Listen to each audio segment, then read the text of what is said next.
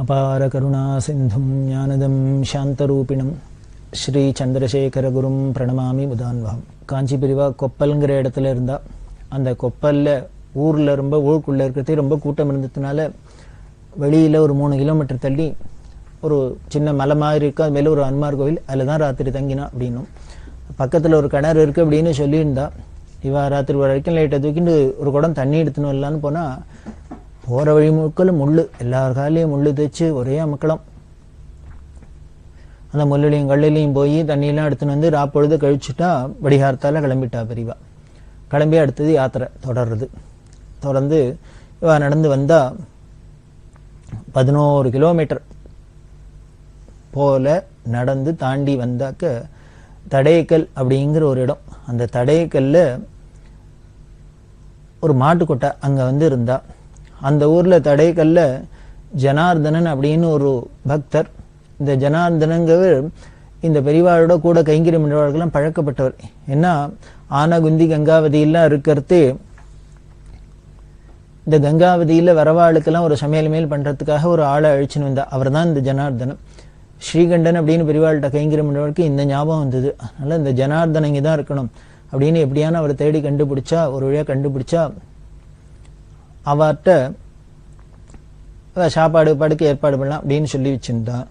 ஆனா அந்த தடைக்கல்ல என்ன ஒரு வேடிக்கை அப்படின்னா, ஒரு பக்கத்துல ஒரு கிணறு, இந்த கிணத்துலேருந்து பெரியவாளுக்கு தீர்த்தம் எடுக்கணும், எல்லாருக்குமே சமையலுக்கோ ஸ்நானத்துக்கோ எல்லாத்துக்கும். அந்த கிணத்துல எப்படி இருக்கும் அப்படின்னா, டார்ச் அடிச்சு பார்க்கணும். பகல்லையே தண்ணி இருக்கிறத டார்ச் அடிச்சு பார்க்கணும். டார்ச் அடிச்சு பார்த்தாதான் தெரியும். ஒரு பெரிய குடத்தை கயத்துல கட்டி விட்டேன்னா, கிணத்துக்குள்ள விட்டேன்னா அடியில போச்சுன்னா திருண்டு சொம்பு மாதிரி தெரியும். அந்த அளவுக்கு ஆழம். எவ்வளவுன்னா வேற ஒண்ணும் இல்லை, 120 அடி ஆழம். தரையிலேருந்து 120 அடி ஆழத்துல கிணறு, அதுல தீர்த்தம் இருக்கு அப்படின்னா ஒரு குடம் தண்ணி இழுக்க எப்படியும் குறைஞ்சது 5 நிமிஷம் 10 நிமிஷம் ஆகும். ஒரு குடம் தண்ணி இழுக்கவே 5 நிமிஷம் 10 நிமிஷம் செலவழிச்சாலாம் இத்தனை பேரும் ஸ்நானம் பண்ண, அனுஷ்டானத்துக்கு, சமையலுக்கு இப்படிலாம் எத்தனை குடம் தண்ணி இழுக்கிறது, என்ன பண்றது? பிரம்மச்சாரி ராமகிருஷ்ணன் அப்படின்னு அவர் சொன்னார், அப்பா இந்த குடத்தை இதுல ஒரு குடம் தண்ணி இழுக்கிறதுக்குள்ளேயே நமக்கு ஆயுசு போயிடும் போல இருக்கு, ஆயிடும் போல இருக்கு. இதுல இத்தனை குடமா தண்ணி எல்லாம் எடுத்து இங்க காரியம் எல்லாம் செய்ய முடியாது. அதனால இந்த ஜனார்தன வீட்லயே அவரையே சமைக்க, அவதான் முன்னாலே கங்காவில சமைச்சு போட்டிருக்காரு. அவ வீட்லயே சாப்பிடுவோம், இப்ப சமையல் மேலாம் வச்சுக்க வேண்டாம் இந்த சிரமத்தெல்லாம் அப்படி எல்லாம் சொல்லிட்டு இவ என்ன பண்ணினா அங்கேயே தங்கிட்டா. பெரியவாளா அங்கேயே ஸ்நானத்தை பண்ணினா, எல்லாம் பண்ணினா. அன்னைக்கு அனுஷ்டானம் வச்சு அங்க வச்சு அதுக்கப்புறம் அங்கேருந்து கிளம்பி எங்க வந்தா அப்படின்னா லக்குண்டிங்கிற இடத்துக்கு வந்தா. லக்குண்டி அப்படிங்கிறது ஒரு ரொம்ப பிராச்சீனமான இடம். அங்க ஒரு புராதனமான கன்னட ஹொய்சாலர்களை ராஜாக்கள்லாம் கட்டின சிவன் கோவில் ரொம்ப அபூர்வமா இருக்கும். அங்க ஒரு வீரபத்ர சுவாமி மடம் இருக்கு, அதுல தங்கி இருந்தா.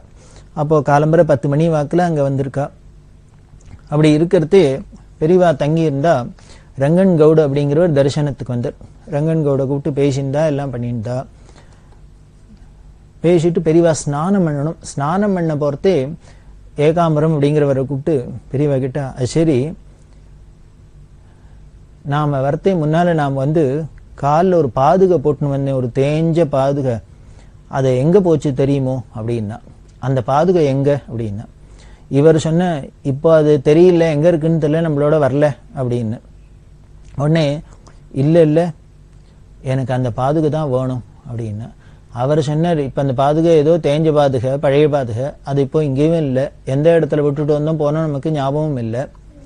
இப்ப பெரியவா அதை தேடுன்னு சொல்ற, அதுக்கு சொல்றாளே அப்படின்ட்டு இவருக்கு ஒரு பயம் வந்துடுத்து. அதனால என்ன சொன்ன, அது ஏற்கனவே அடியெல்லாம் ஒரே விரிஞ்சு கிடந்திருந்தது, ரொம்ப தேஞ்சு போயிருந்தது, அதனால அது எங்க போச்சோ தெரியல, இப்போ காணும் அப்படின்னார். இல்ல நல்லா தேஞ்சிருந்தா கூட அதுதான் காலுக்கு சௌரியமா இருக்கும். இவ்வாறு இந்த பாதுகையெல்லாம் சித்த சிரமமா இருக்கு, புதுசா இருக்கிறது அப்படின்னு காலை கப்தா காலில் வழண்டு இருக்கு. அதனால எனக்கு பழைய பாதுகை தான் வேணும் அப்படிங்கிறா. எதிராது இப்ப அடுத்த சோதனை வந்துடுத்து. இப்போ பாதுகைக்காக உண்மையை தேடின்னு பயணம் ஆகணுமா, என்ன பண்றதுன்னு புரியல. அதை தேடி எடுத்துன்னு வாங்குற. நீ ஒண்ணு பண்ணு, அது ஆடுறது. பெரியவா யாத்திரையிலே பல இடம் மாறி வந்தாச்சு. இப்ப எந்த இடத்துல அந்த பாதுகை மிஸ் ஆச்சு, எங்கே விட்டுட்டு வந்தோம் அப்படின்னு எப்படி தேடுறது? நீ ஒன்று பண்ணு, எனக்கு ஏற்க அந்த ஹாஸ்பிட்டல் ஹம்பியை தாண்டி அதுக்கப்புறம் நான் அந்த பாதுகையை பார்க்கல, அதனால இந்த ஹாஸ்பிட்டோ ஹம்பியோ அந்த ஏரியாக்குள்ளே எங்கேயானும் இருக்கலாம், அங்கே எங்கேயானு போய் தேடின்னு வா அப்படிங்கிறான். போர்மா கூத்து. இப்போ 70 கிலோமீட்டர் தாண்டி வந்தாச்சு, ஹாஸ்பிட்டல் ஹம்பியிலேருந்து 70 கிலோமீட்டர் தாண்டி வந்தாச்சு, லக்குண்டிக்கு வந்தாச்சு. இப்போ என்னடான்னா இந்த தேஞ்சு போன பழைய பாதுகையை தேடிண்டு வா அப்படிங்கிறா. திருப்பி போங்கிறா. என்ன பண்ண முடியும்? அழத்தான் அழலாம் தனியாக உட்காந்துண்டு. ஆனால் அழுவமா ஆனந்தமாக இருக்கும். அந்த சமயத்தில் வேணா சிரமமாக இருக்கிறப்பல இருக்குமே வழிய, அப்புறம் இதை சொல்கிறதையோ கேட்குறதையோ நினச்சி பார்த்தாலே ஆனந்தமாக இருக்கும். அவரை நீ போய் தேடின்னு வா அப்படின்னு விட்டு, சரி என்ன பண்ணுறது வேறு வழியில், உடனே இந்து ஆசனம் போய் நான் வரேன் அப்படின்ட்டு 2 பேரும் கிளம்பினா. எப்படி போகலாம் அப்படின்னா, நல்ல வேளை ரங்கன் கவுடு இப்போ தரிசனத்துக்கு தரிசனத்துக்கு வந்தால் அவர் காரில் வந்திருக்கார். நான் ஏகாம்பரம் கேட்டார், நீங்கள் எங்கே போகிறீங்கன்னா ஹாஸ்பிட்டல் தான் போகிறேன். நல்ல வேளை பெரியவா ஹாஸ்பிட்டலையோ ஹம்பிலேயே தேடுனா, இவர் ஹாஸ்பிட்டல்லேருந்து ஒருத்தர் காரில் வந்திருக்கார். பெரியவா அதுக்கு ஏற்பாடு பண்ணி வச்சுட்டு தானே நம்மள இதுங்கிறா. ஒரு டார்கெட்டை ஃபிக்ஸ் பண்ணிட்டு தானே ஒரு வில்லில் அம்பை வச்சு தொடுக்கிறவன், ஏவி விடுறவன், விஷய கொடுக்குறவன் ஏதோ ஒரு டார்கெட்டை ஃபிக்ஸ் பண்ணிட்டு தானே பண்ணுறான். அதை போல தான் பெரியவாளை நமக்கு வேணுங்கிற சௌரியத்தில் பண்ணி வைக்கிறா. இப்போன்னு பார்த்து ரங்கன் கவுடு காரோட ஹாஸ்பிட்டல்லேருந்து வருவானே, கவுடு நான் அங்கே தான் போகிறேன், அதனால் என்னோட காரில் வாங்கோ, நீங்கள் அதை தேடி எடுத்துன்னு வாங்க, நான் திருப்பி காரில் கொண்டு விட்டுறேன். அப்பாடா அப்படின்னு அது ஒரு பெரிய நிம்மதி, ரிலீஃப் இவாளுக்கு. உடனே சரி அவரோட உட்காந்து போகலாம் அப்படின்னு கிளம்புறதே என்னன்னா, அப்புறம் எங்கே போய் இனிமேல் ஹாஸ்பிட்டல் போய் எங்கே பாதியை தேடி கண்டுபிடிச்சி அப்புறம் எந்த இடத்துல சாப்பாடு என்ன ஒன்றும் தெரியாது. அதனால் அவர் மோரை வீர சாப்பிட்டுட்டு அவரோட கிளம்பலாம் அப்படின்ட்டு ஸ்ரீகண்டன் அப்படின்னு பெரியவாள்கிட்ட கைங்கிரமிட்டார். அவர்கிட்ட சொன்னார், இப்போ பாரு, இப்போ திடீர்னு ஏதோ அந்த பழைய பாதியை தேடின்னு வா, அங்கன்னு போய் ஹாஸ்பிட்டல் போ, ஹம்பி போ, அங்கே போ, இங்கே போங்கிறா. இப்போ இனிமேல் எங்கே போய் தேடி, அதுக்குள்ளேயும் பெரியவா உத்தரவு என்னென்ன, இதெல்லாம் தேடிட்டு சாயந்தரத்துக்குள்ளே வந்துடணும். நீனு அந்த தேடி கண்டுபிடிச்சி பாதுகையோட சாயந்தரம் வரணும். சாயந்தரம் வந்தால் நான் சாயந்தரம் கிளம்பணும், அதை போட்டு தான் கிளம்ப போகிறேன், அதனால் அது தேடின்னு வான்னு விட்டா. சாயந்தரத்துள்ள வான்னு டார்கெட்டும் ஃபிக்ஸ் பண்ணியாச்சு. இவர் ஸ்ரீகண்டன்ட்ட சொன்னார், அங்கே போய் தேடின்னு எடுத்துன்னு வரணும் அப்படின்னு. உடனே அவர் ஸ்ரீகண்டன் சிரிச்சுட்டு, உடனே கவலைப்படாத, நீ வேற எங்கேயும் போய் அங்கங்கே அலையாத, கவுடோ இப்போ வந்திருக்கார், அவரோட நேராக ஹாஸ்பிட்டலுக்கு போ, அங்கே வாசுதேவன் இருக்கார், அவள் வீட்டுக்கு போ, அவர்கிட்ட கேளு, உனக்கு பாதுகா கிடைக்கும், போயிட்டு வா அப்படின்னு சொல்லி அனுப்பிச்சிட்டார். ஏகாம்பரத்துக்கு அப்படியே மூச்சு வந்தாப்புல இருந்தது. இதை பாதுகை போய் எங்கே தேட போகிறப்பாக்க அப்படின்னா, இவர் என்னமோ சொல்கிறாரு அப்படின்னு.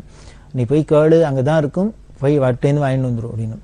சரி அப்படின்ட்டு நேராக கவுடோடு போனால் அவர் வீட்டில் இறங்கிட்டார். அப்புறம் இந்த வாசுதேவன் வீட்டுக்கு வந்தால் அவர்கிட்ட சொன்னால், அங்கே என்னென்னா அவரோட பூஜையில் பாதுகையை வச்சுருக்கு.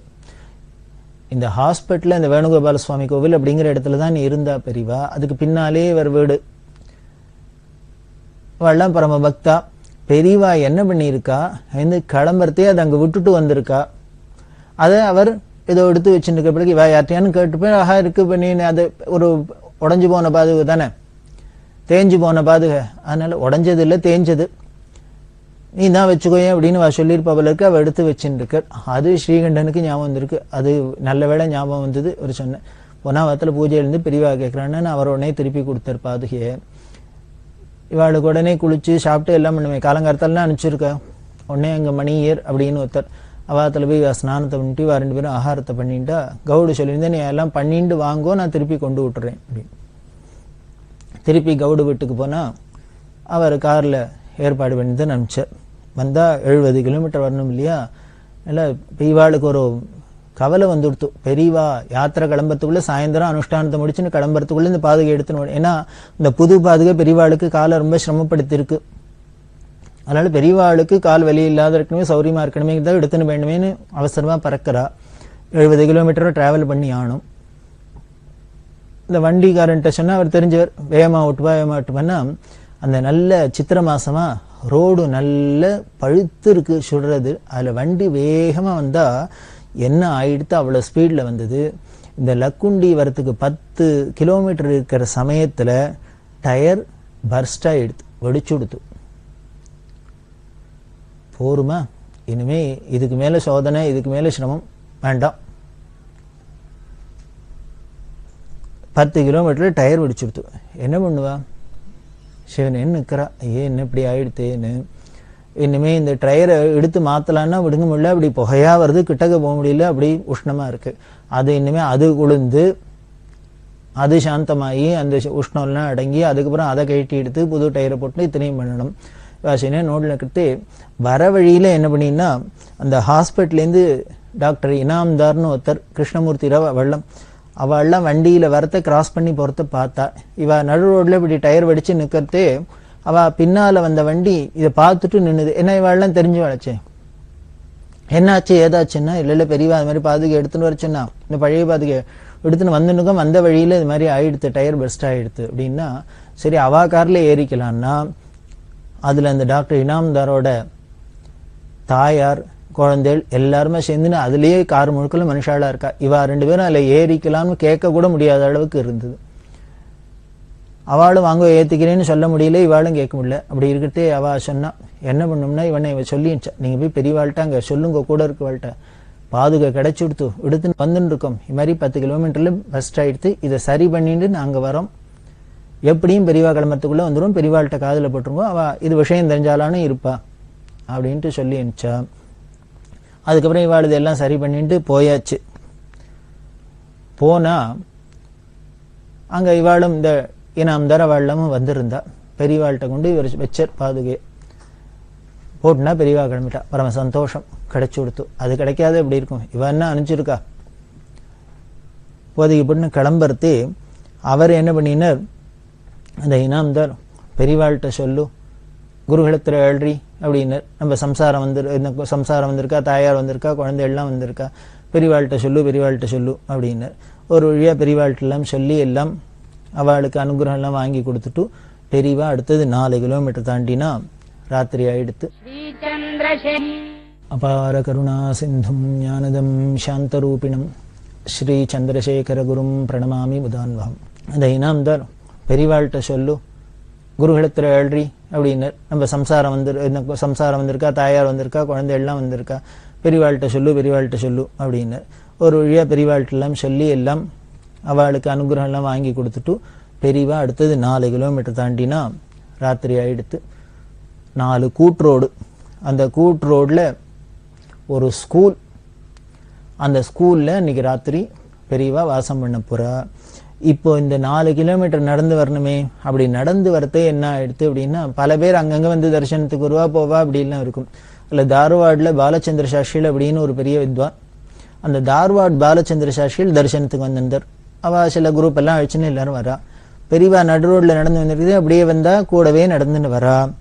அப்ப வரத்தே நல்ல சந்திர கிரணம், சீத கிரணம். இந்த பாலச்சந்திர சாஸ்திரி என்ன பண்ணார், வில்வ மாலை கொண்டு வந்து அந்த வில்வ மாலையை தலையில வச்சுருக்கிறா பெரியவா. வச்சுன்னு ஒரு கையில தண்டம், அந்த நிலா வெளிச்சம் அப்படி ஜக ஜக ஜக ஜகன்னு பெரியவா மேல படுறது. பெரியவாளோட அந்த பொன்னார் மேனி, அந்த திவ்ய ஸ்வரூபத்தை மனசால நினைச்சா கூட ஆனந்தம் தான். அப்படி பெரியவா தண்டத்தை பிடிச்சுன்னு வர இந்த பாலச்சந்திர சாஸ்திரிகள் அவ கோஷ்டியா என்ன பண்ணினா, ஹரஹர மகாதேவ சம்போ காசி விஸ்வநாத கங்கே அப்படின்னு ஒரு நாமாவளி இருக்குமே, அதை சொல்லிட்டு வர. ஹரஹர மகாதேவ சம்போ காசி விஸ்வநாத கங்கே, ஹரஹர மகாதேவ சம்போ காசி விஸ்வநாத கங்கே அப்படின்னு இந்த நாமாவளியை பாடிட்டு வர. அப்படியே ஒரு கைலாசத்துல இருக்கிறாப்புல தான் இருந்து. அப்படி ஒரு அமானுஷ்யமா இருந்தது. அந்த சந்திர கிரணத்துக்கும் அந்த சந்திர ஒளியில பெரியவாளோட அந்த திவ்யமங்கல ஸ்வரூபத்துக்கும் பச்சை பசேர்னு தலையில அந்த வில்வ மாலைக்கும் சாக்ஷாத் விஸ்வநாதனா மகாதேவனா பெரியவா நடந்து வர, அந்த தளிர் நடையும் அழகும் அந்த சன்னிவேசமும் இந்த நாமாவளியும் இதெல்லாம் எல்லாரையும் ரொம்ப உருக்கித்து. ரொம்ப உருக்கினா இது மாதிரி காட்சியெல்லாம் ரொம்ப அபூர்வமா இருக்கும். அதெல்லாம் பார்த்தவாளுக்கு கொடுத்து வச்சவாதான். இந்த கண்ணு இருந்ததுன்னால் அது மாதிரி காட்சிகளை பார்க்கணும், சரீரம்னு ஒண்ணு இருந்ததுன்னா அது மாதிரி ஆனந்தத்தை அனுபவிக்கணும் அப்படின்னு தான் சொல்லலாம். அப்படி இருக்க பெரியவா அங்க ராத்திரி அந்த ஸ்கூல்ல தங்கியிருந்தா. அப்படி தங்கிவிட்டு மறுநாளைக்கு வடிகாரத்தில் இருந்துன்னா ஆஸ் யூஷுவல் இவ கிளம்பியாச்சு. யாத்திரை கிளம்பி அந்த தார்வார் பாலச்சந்திர சாஸ்திரி எதுக்கு வந்தார் அப்படின்னா, பின்னாலே பெரியவாளோட ஜெயந்தி வருது.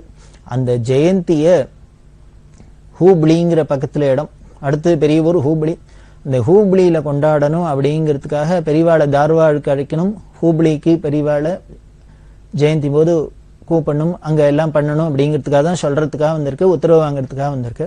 அவர் கார்த்தால கிளம்பி அவள்லாம் போயாச்சு. பெரியவா தன்னோட யாத்திரையை தொடர்ந்தா 7 கிலோமீட்டர் நடந்து கதக்குங்கிற இடத்துக்கு வந்தா. அந்த கதக்குல திரிகோடீஸ்வரர் அப்படின்னு ஒரு பெரிய கோவில், ரொம்ப அபூர்வமா இருக்கும். அந்த கர்நாடகத்துல அந்த ஹொய்சாலர்களோட சிற்பக்கலைக்கு அப்படியே கொட்டின ஒரு கோவில் கதக்கு கோவில், சிவன் கோவில். சுவாமி திரிகோடீஸ்வரர் அப்படின்னு பேரு. அதாவது தஞ்சாவூர் ஜில்லால கொட்டையூருங்கிற இடத்துல கோடீஸ்வரர் அப்படின்னு கேட்டிருக்கோம். அதாவது சஹஸ்திரலிங்கம் அப்படிலாம் பார்த்திருக்கோம். அது ஒரே லிங்கத்துக்குள்ள கோடி லிங்கம் இருக்கிறது. அங்கேயான ஒரு கோடீஸ்வரர் தான். இங்க என்னன்னா திரிகோடீஸ்வரர், 3 கோடீஸ்வரர். அந்த கோவில்ல பார்த்தீங்கன்னா ஒரே ஆவடையார்ல 3 சிவலிங்கம் இருக்கும். அதனாலதான் அது திரிகோடீஸ்வரர்னு பேரு. ரொம்ப சில்பாதிசயமான ஒரு கோவில். அங்க பெரியவா வந்து தங்கினா. அங்க தங்கி பக்கத்திலேயே ஒரு மண்டபம், அதுல தங்கி இருக்கா. பெரியவா அந்த கோவில வந்து தரிசனம் பண்ணிட்டா. சுவாமி ரொம்ப அபூர்வமா இருக்கும். அங்க அபிஷேகம் பூஜை எல்லாம் ஆச்சு. எல்லாத்துலயும் பெரியவா தரிசனம். பக்கத்துல அம்பாள். அந்த அம்பாள்ல சன்னதி பின்னப்பட்டிருக்கும். அதாவது அந்நியர்களோட படையெடுப்புனால இந்த கோவில்ல உடைச்சதுல அதெல்லாம் அந்த வன்முறைக்கு ஆளானதுல அதெல்லாம் ஒண்ணு. இந்த திரிகோடீஸ்வரர் கோவில்லாம், கதக் கோவில்லாம் ரொம்ப அபூர்வமான அந்த சிலையை பார்த்து இதை எப்படிதான் அதை பின்னப்படுத்துறதுக்கு, அதை உடைக்கிறதுக்கு மனசு வந்ததோ. பெரியவா கண்ணால தண்ணி விடாத குறைதான் பார்த்து ரொம்ப வருத்தப்பட்டிருக்கா. அதெல்லாம் பார்த்து முன்னையே சொன்னோம், ஹம்பியில பெரிய ஒரு நரசிம்மர், பெரிய பிரம்மாண்டமா நரசிம்மர் பேர். அதை இப்படிதான் இந்த படையெடுப்பெல்லாம் என்ன பண்ணா அதை பின்னப்படுத்தினா. அதை பார்த்துட்டு பெரியவா ரொம்ப தாபப்பட்டா. இவ்வளவு ஒரு அபூர்வமான சில்ப அதிசயத்தை எப்படிதான் மனசு வந்து உடைச்சாலும். இப்ப பார்த்தா இந்த கதக்குல இந்த அம்பாள் விக்கிரகம் இப்படி உடைச்சிருக்கு. இதெல்லாம் பார்த்தா பெரியவாளுக்கு ரொம்ப மனசு தாபமா இருந்தது. இதெல்லாம் சரி பண்ணும் அப்படின்னே நினைச்சுட்டா. இது பின்னால சரி பண்ணிருக்கா. சரி பண்ணும் நினைச்சதோட பண்ணவும் பண்ணிருக்கா. பின்னால் அப்புறம் காஞ்சிபுரத்துக்கு வந்ததுக்கு அப்புறம் அப்போ பிரைம் மினிஸ்டர் வந்து ராஜீவ் காந்தி வந்து பெரியவாளை தரிசனம் பண்றதுக்கு வந்தார். பெரியவாளை தரிசனம் பண்ண வந்திருக்கிறதே இந்த ஹம்பியில பார்த்த இந்த நரசிம்மரை பத்தி சொல்லி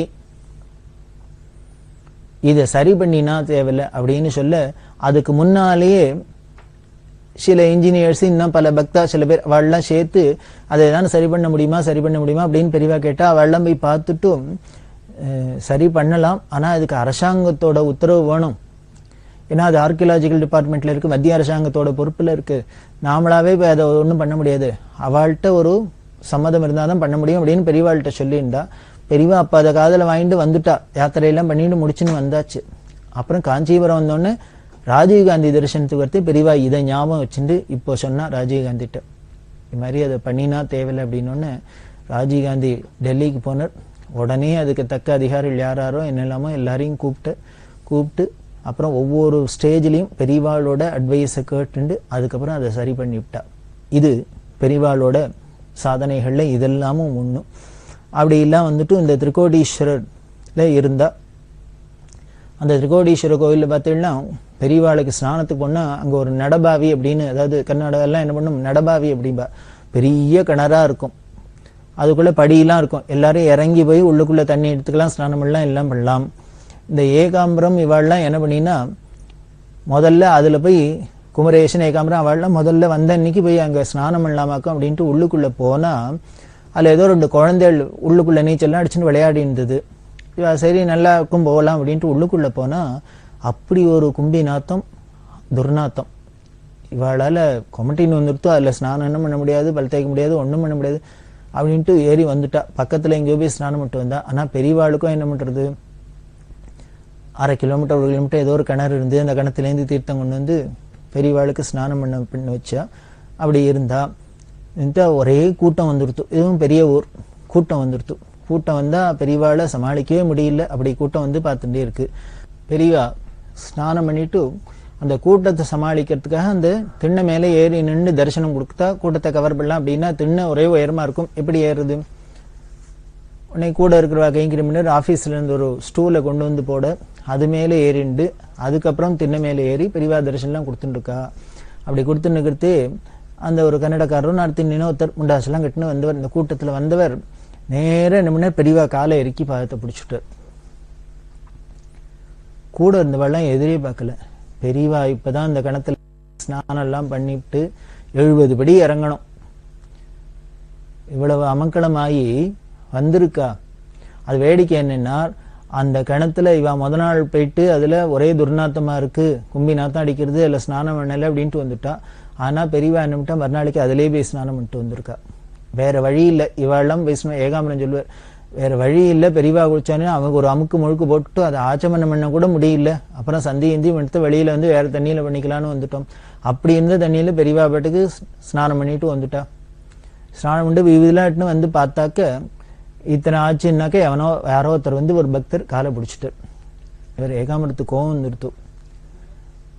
இவ்வளவு சிரமப்பட்டு ஸ்நானம் மட்டும் வந்திருக்கா, இவர் காலை பிடிச்சிட்டாருன்னு கத்தினா பெரியவான்னே சொல்றா, எதுக்கு கோச்சுக்கிற? அவருக்கு தெரியாது, சம்பிரதாயம் தெரியாது, ஏதோ பக்தியில பண்ணிட்டார், அதனால கோச்சுக்கப்படாது. ஒன்றும் அவ தொடறதுக்கு முன்னால நம்ம பொறுமையா அதை தடுத்திருக்கணும். அப்படி இல்லைன்னா அவ பண்ணிவிட்டாள்னா பண்ணிட்டு போட்டோம், அவருக்கு ஏதோ பெரியவா பாதத்தை பிடிச்சு சந்தோஷம் இருக்கட்டும், கோச்சுக்கப்படாது அப்படின்னு. இப்படி பக்தாள பாதத்தை பிடிச்ச பக்தாள கோச்சிக்கப்படாது அப்படின்னா இது எதை குறிக்கிறதுன்னு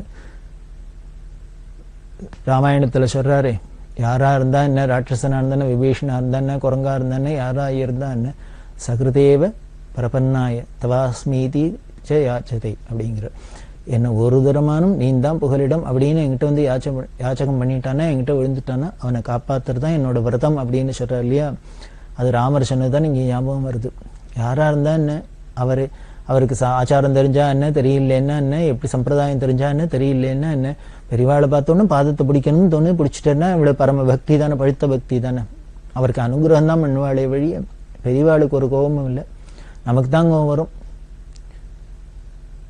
பெரியவா போனா அதுக்கப்புறம் கீழே இறங்கி உள்ளுக்குள்ள போய் என்ன பண்ணினா, திருப்பி உள்ளுக்குள்ள போய் திருப்பி ஸ்நானம் பண்ணிவிட்டு இவாளோட அனுஷ்டானம் பூஜைஜ எல்லாத்தையும் முடிச்சுண்டு அன்னைக்கு போக மறுநாளைக்கு கிளம்புறா. கிளம்பி வெளியில வரலாம் அப்படின்ட்டு வந்தா ஒரு செய்தி வந்து என்ன அப்படின்னா, பெரியவாளோடய ஒரு சுவாமிகள் வந்துருக்காரு அப்படின்னு, ஓடாச்சேரி சுவாமிகள் அப்படின்னு பேரு. அந்த ஓடாச்சேரி சுவாமிகள் யாத்திரையில கூட வந்துருக்காரு. அவர் ராத்திரி என்ன பண்ணியிருக்காரு, அந்த பெரியவா ஒரு திண்ணை மேல ஏறி வெளியில கோயிலுக்கு வெளியில இந்த திண்ணை மேல ஏறி தரிசனம் கொடுத்தானே, அந்த திண்ணையில படுத்துருக்காரு போல இருக்கு. அது தூக்க காலத்திலயோ என்னமோ தெரியல, அங்கேருந்து கீழே விழுந்தா பிராக்சர் ஆயிடுது. போருமா கல்யாணம் கூட? அந்த பிராக்சர் ஆனவரை அவரை கார்ல உட்காத்தி வச்சு இனிமே பண்ணணும். அவருக்கு என்ன பண்ணணும்னார், பக்கத்துல ஹூப்ளி தான் பெரிய ஊர், அங்க எடுத்துன்னு போகணும். எடுத்துன்னு அவர் பெரியவாளை பார்க்கணும். உடனே பெரியவா காருகிட்ட வந்து அவருக்கு அனுகிரகம் பண்ணி அவரை வேதபுரி சாட்சிகள் இன்னும் சில பேரை கூட அனுப்பிச்சு அங்க குருசங்கர் குல்கர்ணிலாம் அவள்கிட்ட சொல்லி அவருக்கு வைத்தியம் பண்ண சொல்லி அவரை அனுப்பிச்சா. அவர் ஹூப்ளிக்கு போக பெரியவா தன்னோட யாத்திரையை தொடர்ந்து அடுத்தது ஹுலுக்கோட்டைங்கிற இடத்துக்கு வந்தா. அதுக்கப்புறம் என்ன நடந்துங்கிறத தொடர்ந்து பார்க்கலாம்.